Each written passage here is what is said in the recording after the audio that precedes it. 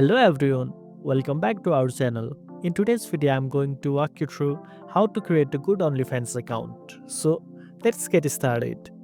The first thing in creating a good OnlyFans account is setting up your profile. Make sure to choose a strong, memorable username and a clear, engaging profile picture. You will also want to write a bio that captures who you are and what type of content you will be posting. This is key to drawing in potential subscribers. Next, focus on the content you post.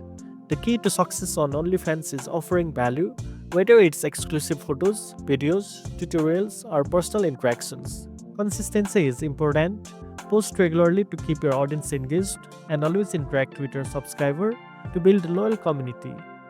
Another great tip is to use tags and promotions to boost your visibility and attract a wider audience. Don't forget to manage your subscriptions and offers wisely. Offering a reasonable subscription price along with occasional discounts or special offers can encourage more people to sign up. Always stay professional and stay true to your content, ensuring your account reflects your personal brand. And that's it. Now you know how to create a good OnlyFans account.